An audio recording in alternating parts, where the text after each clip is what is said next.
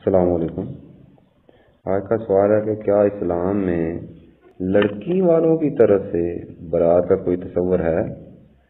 ایک علامہ صاحب نے اپنی گفتگو میں سے حرام قرار دیا ہے، تو کیا یہ درست ہے؟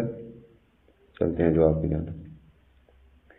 شریعت اسلامی میں حرام اس شے کو کہا جاتا ہے جس کی ممانعت قرآن کریم یا حدیث متواترہ میں ایسی وضاحت اور دلالت کے ساتھ ثابت ہو جس میں شک کی کوئی گنجائش نہ رہ جائے، جیسے مردار، خون خنزیر کا کھانا اور ناحق قتل، بدکاری، سود، شراب نوشی، والدین کی نافرمانی، غیبت اور جھوٹ کی ممانعت قطعی ثبوت اور قطعی دلالہ ہیں۔ اس لیے یہ تمام امور اسلام میں حرام ہے۔ تو اشیاء و امور کو حرام قرار دینے کا یہی بنیادی اصول ہے۔ تو آپ نے بتایا کہ لڑکی والوں کی طرف سے برات لے جانے کسی صاحب نے حرام قرار دیا، لیکن کیا انہوں نے اس کی حرمت کی کوئی دلیل بھی دی ہے؟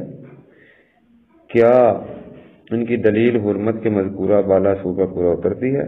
یقیناً ایسا نہیں ہوگا۔ تو اہل علم کو خاص طور پر جب وہ چیزوں کی حلت و حرمت بیان کر رہے ہوں بہت سوچ سمجھ کر الفاظ کا چناؤ کرنا چاہیے۔ تو کسی کام کا شرعی حکم دلائل شرعیہ، حالات و واقعات اور مجبوریوں کو مد نظر رکھ کر لگایا جانا چاہیے۔ اسلام ایک عالمگیر دین ہے اور اس کے پیروکار دنیا کے ہر خطے میں بستے ہیں۔ تو دنیا کے ہر خطے میں شادی بیاہ کے رسم و رواج مختلف ہوتے ہیں۔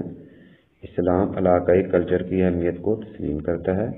اگر علاقائی رسوم و رواج شریعت کسی واضح حکم کے خلاف ورزی پر مبنی نہ ہوں تو اسلام کو ان سے کوئی تعارض نہیں۔ شادی بیاہ کے معاملے میں اسلام کا بنیادی اصول شرعی قواعد و احکام کے ساتھ نکاح کا انعقاد ہے۔ نکاح کری لڑکی والے برات لے کر لڑکے کے گھر جائیں یا لڑکے والے برات لے کر لڑکی کے گھر جائیں، دونوں صورتوں میں دو عاقل و بالغ مسلمان مرد گواہوں کی موجودگی میں حق مہر کے عوض ہونے والے ایجاب و قبول سے نکاح منعقد ہو جاتا ہے اور شادی بھی انجام پا جاتی ہے۔ اگرچہ مشرقی روایات میں لڑکے والے ہی برات لے کر لڑکی کے گھر جاتے ہیں اور لڑکی بیاہ لاتے ہیں، لیکن یہ مشرقی روایت ہے، کوئی شرعی تقاضا نہیں ہے۔ تو اگر کسی سماج میں ایسا مروج نہیں ہے یا کسی مجبوری کے پیش نظر لڑکی والے لڑکے کے گھر آ کر نکاح کرتے ہیں تو نکاح منعقد ہو جاتا ہے، تو ہماری دانست میں اسے حرام قرار دینے کی کوئی وجہ نہیں۔ واللہ ورسولہ اعلم بالصواب۔